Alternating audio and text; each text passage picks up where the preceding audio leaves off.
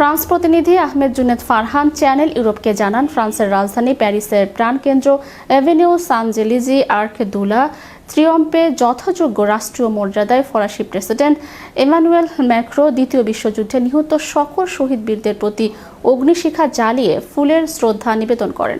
অনুষ্ঠানে প্রথমে ফ্রান্সের জাতীয় সঙ্গীত পরিবেশনের মাধ্যমে রাষ্ট্রপতি ও প্রশাসনের গুরুত্বপূর্ণ ব্যক্তিরা এবং শিশু কিশোর সহ নানান শ্রেণী পেশার মানুষ ৮১তম এই দিবসে শহীদ বীরদের প্রতি ফুল দিয়ে গভীর শ্রদ্ধা নিবেদন করেন।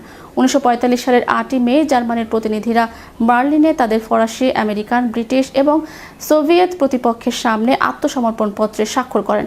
৮ই মে ১৯৪৫ একটি ঐতিহাসিক দিন, যা ইউরোপের দ্বিতীয় বিশ্বযুদ্ধের সমাপ্তি চিহ্নিত করে, যার ফলে দীর্ঘদিনের দ্বিতীয় বিশ্বযুদ্ধের অবসান ঘটে। এই দিনে মিত্রশক্তি আনুষ্ঠানিকভাবে ১৯৪৫ সালে নাৎসি জার্মানির আত্মসমর্পণের ঘোষণা দেয়, যার ফলে ৬ বছরের বিধ্বংসী সংঘাতের অবসান ঘটে এবং যুদ্ধবিরতি হয়। ৮ই মে ১৯৪৫ সালে একটি সন্ত্রাসী যুগের সমাপ্তি চিহ্নিত করে পুরো বিশ্বে শান্তি পুনর্গঠনের সূচনা করে। এই স্মরণ উৎসবটি আগামী প্রজন্মের জন্য বিশেষ তাৎপর্যপূর্ণ উল্লেখ করে অনেকেই অভিমত ব্যক্ত করেন, এটি আমাদের স্বাধীনতার জন্য লড়াই করা সৈন্যদের প্রতি শ্রদ্ধা জানানোর একটি সুযোগ, পাশাপাশি যুদ্ধের নৃশংসতার শিকার হওয়া সাধারণ নাগরিকদের স্মরণ করারও একটি উপলক্ষ। এটি একটি স্মরণীয় দিন, যেদিন আমরা স্বাধীনতা ও গণতন্ত্র রক্ষার জন্য আত্মত্যাগকে স্মরণ করি।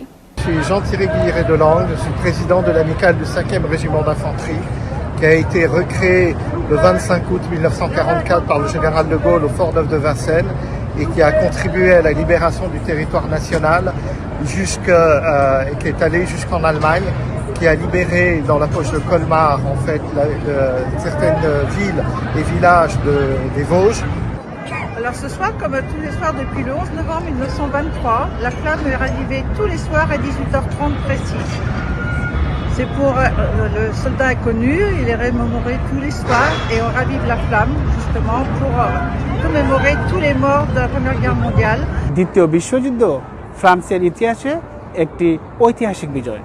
১৯৪৫ সালের ৮ই মে জার্মান সৈন্যরা ফরাসি সৈন্যদের কাছে আত্মসমর্পণ করেছিল, যার ফলে দ্বিতীয় বিশ্বযুদ্ধের অবসান ঘটেছিল। বিশ্বে নেমে এসেছিল শান্তির বার্তা। প্রতি বছরের ন্যায় এবছরও ফ্রান্স সরকার এই দিনটি বিশেষ আয়োজনে উদযাপিত করেছে। প্যারিসের আর্ক দু লা ত্রিয়ম্প থেকে Ahmed Juned Farhan, channel Europe, Paris, France. আবারও নিচ্ছে বিজ্ঞাপন বিরতি।